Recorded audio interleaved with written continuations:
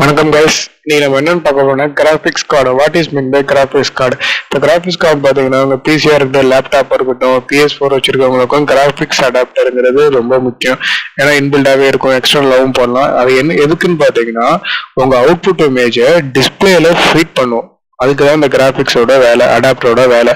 இதுக்கு மட்டுமா அப்படின்னு நினைக்காதீங்க, நிறைய இருக்கு. மறக்காம சப்ஸ்கிரைப் பண்ணிக்கோங்க, கடைசி வரையும் வீடியோவை பாருங்க. இந்த அவுட்புட் இமேஜை ஃபீட் பண்ண சொன்னால ஃபர்ஸ்ட் கொஞ்சம் ஹிஸ்டரி அனலைஸ் பண்ணிடலாம். ஃபர்ஸ்ட் IBM தான் இந்த அடாப்டரை இன்ட்ரடியூஸ் பண்ணாங்க. எப்போன்னு பார்த்துக்கிட்டிங்கன்னா 1981 ரெண்டு அடாப்டரை இன்ட்ரடியூஸ் பண்ணாங்க. எதுக்குன்னு பார்த்தீங்கன்னா MD1 CG அடாப்டர். எதுக்குன்னு பார்த்தீங்கன்னா டெக்ஸ்ட் மோடுக்கு, ASCII கேரக்டர்ஸுக்காக ப்ரொடியூஸ் பண்ணி. சைஸ் பார்த்தீங்கன்னா வெறும் 4 KB தான். 4 KB. இதுக்கப்புறம் நிறைய வந்துச்சு. அதுக்கப்புறம் 15 வருஷம் கழிச்சு 1995 கிரியேட்டிவ் கம்பெனி 3D டைமென்ஷன் இமேஜை அவுட்புட்ல ஃபீட் பண்ற மாதிரி கொண்டு வந்தாங்க. இதுதான் ஃபர்ஸ்ட் கொண்டு வந்து 3D creative company. Creative company இந்த 2D, அப்போ வந்து 3D 2D எல்லாம் கிடையாது. 1995 தான் கிரியேட்டிவ் கம்பெனி கொண்டு வந்துச்சு. அது அவுட்புட்ல எப்படி வருதுன்னு. அடுத்த 1990 Nvidia வந்துச்சு. இது யூசர்ஸ் என்னன்னு பார்க்கலாம்.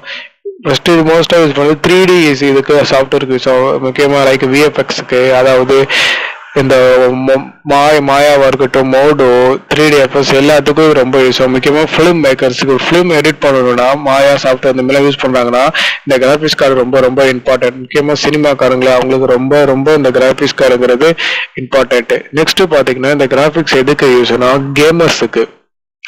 கேம்ஸ் விளாட்ற அவங்க ரொம்ப வெறித்தனமான கேமர்ஸ்லாம் என்ன பண்ணுவாங்க, கிராஃபிக்ஸ் கார்டு அதிகமாக வேணும். அவங்களுக்கு கண்டிப்பாக ரொம்ப ரொம்ப யூஸ் ஆகும். இப்போ லேட்டஸ்டாக FIFA 18 வந்துச்சு, அதுக்கெல்லாம் ஹை எண்ட் கிராஃபிக்ஸாக வேணும். அந்த காலத்துக்கு 2000 அந்த மேரியோ, இந்த 1980 அந்த மேரியோ இதுக்கெல்லாம் கண்டிப்பாக வேணும். இன்டகிரேட் கிராஃபிக்ஸ் இன்டெல் ஆல்ரெடி இன்பில்டாகவே இருக்கும். இது எதுக்குன்னு பார்த்தீங்கன்னா இது ரொம்ப லோவாக தான் இருக்கும். ஆனால் இவங்க ரேமு CPU எல்லாம் அடிஷ்னலாக எடுத்துக்கும். பட் எக்ஸ்டர்னல் கிராஃபிக்ஸ் கார்டு போட்டிங்கன்னா உங்களோட ரேமு CPU யூசேஜ் எல்லாம் ரெடியூஸ் ஆகிடும். எல்லாமே இதில் இன்பில்டாக இருக்கும்.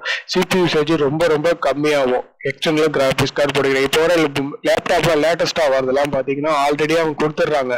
Nvidia GeForce இன்பில்டாகவே வச்சு கொடுத்துட்றாங்க. Nvidia இவங்க தான் கிராஃபிக்ஸ் கார்டில் 20 இயர்ஸா ஆதிக்கத்தில் இருக்க ஒரு கம்பெனி. இவங்க ஏன் ஆதிக்கம் பார்த்தீங்கன்னா இவங்க லேட்டஸ்டா டெய்லி வீக்லி டிரைவர்ஸ் விடுவாங்க. அது இல்லாமல் இவங்களோட டெக்னாலஜிஸ் பார்த்தீங்கன்னா 20 இயர்ஸாவே புதுசாவே டெய்லி அப்டேட் வரும். இவங்களை Nvidia பொறுத்த வரைக்கும் டிரைவர்ஸ் இருக்கும். பேச்சு கேம்ல Far Cry 5 ரீசெண்டாக ஒரு அப்டேட் விடுறாங்க, சூப்பரா இருந்துச்சு.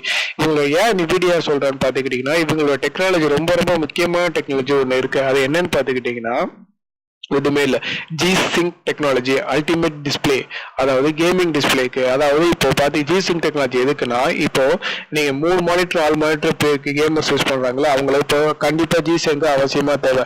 ஏன்னா இப்போ இப்போ ஒரு ஃபைலா இருக்கட்டும் வச்சுக்கலாம், தேர்ட் மானிட்டர்ல இருந்து ஃபர்ஸ்ட் ஈஸியா G-Sync மூலமா கொண்டு வந்துடலாம். அந்த டெக்னாலஜினால ரொம்ப இதா இருக்கும் G-Sync Nvidia.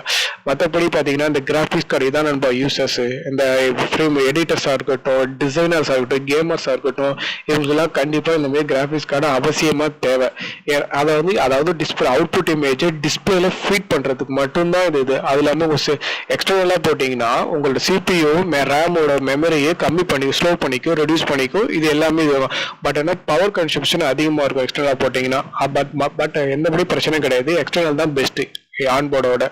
சரி மாமா, பிடிச்சிருந்தா லைக் பண்ணிக்கோங்க, கமெண்ட் பண்ணிக்கோங்க, மறக்காம சப்ஸ்கிரைப் பண்ணிக்கோங்க. நன்றி, வணக்கம்.